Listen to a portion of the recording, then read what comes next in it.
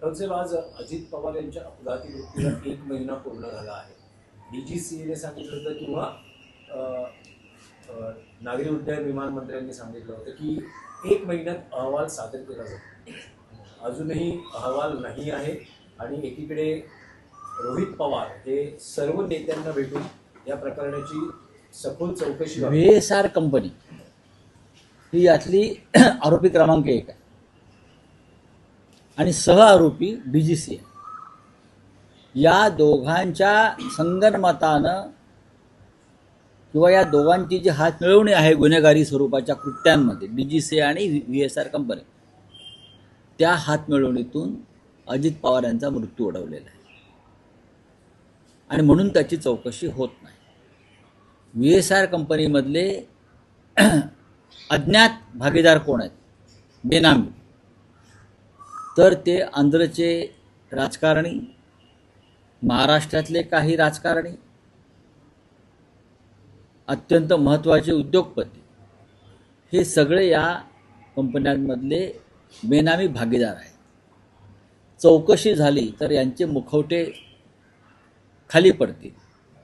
DGCA ही या देशातली सगळ्यात भ्रष्ट सरकारी यंत्रणा आहे. खरं म्हणजे ते कॉन्ट्रॅक्ट किलर आहेत असं मी नेहमी म्हणतो. DGCA कॉन्ट्रॅक्ट किलर आहेत. अहमदाबादमध्ये 300पेक्षा जास्त लोकांचे बळी हे DGCAच्या हलगर्जीपणामुळे गेले. अजित पवारांचा बळी त्यातूनच गेलेला आहे. काही दिवसापूर्वी एअर ॲम्ब्युलन्स कोसळली रांची भागामध्ये, ही DGCAचंच पाप आहे. DGCA फक्त भ्रष्टाचार करते, आपल्या हव्या त्या लोकांना लायसन देते किंवा काढून देते.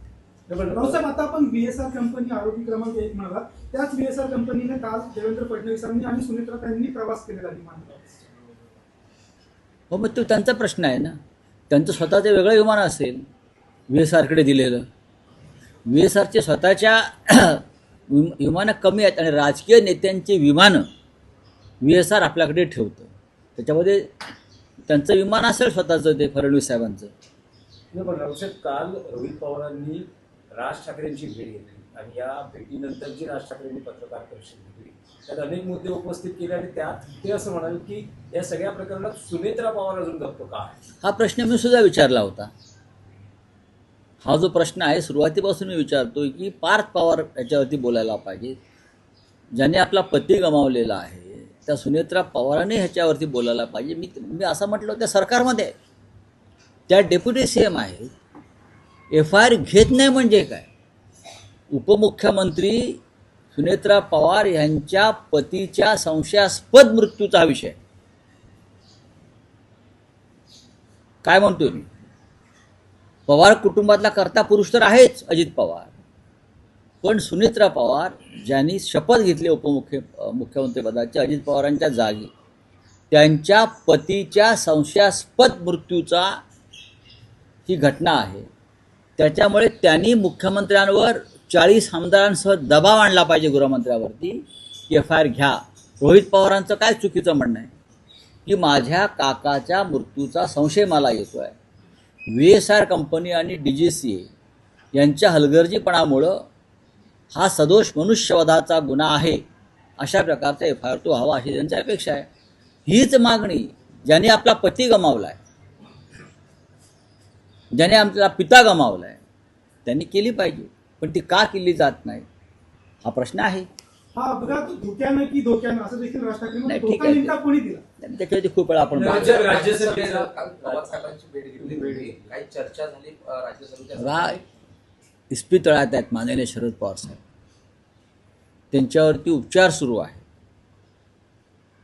त्याच्यामुळे ती राजकीय चर्चा करण्याची जागा नाही. त्यांच्याने माझे व्यक्तिगत नात्याचे संबंध आहे पहिल्यापासून राजकारणात येण्याआधीच्यापासून आहे. काल त्यांना भेटलो, त्यांच्या प्रकृतीची काळजीपूर्वक चौकशी केली, माझ्याशी ते बोलले अनेक विषयावर. ते खरं आहे. इतरसुद्धा काही लोकांचे तेव्हा दिल्लीतून फोनाफोनी सुरू होती तिथे, त्या संदर्भात एक संवाद झाला, तो मला माहिती आहे. आणि पवारसाहेबांची प्रकृती आता स्टेबल आहे. काही चाचण्या त्यांच्या थोड्या आज उद्याकडे होतील आणि ते घरी जातील. त्याला ताबडतोब घरी जायचं आहे, पण डॉक्टरांनी त्यांना थांबवलेल्या कुटुंबांना थांबवलेलं आहे आणि लवकरच ते पूर्ण बरे होतील आणि सक्रिय होतील असं मला एकंदरीत त्यांच्याशी बोलताना जाणवतं.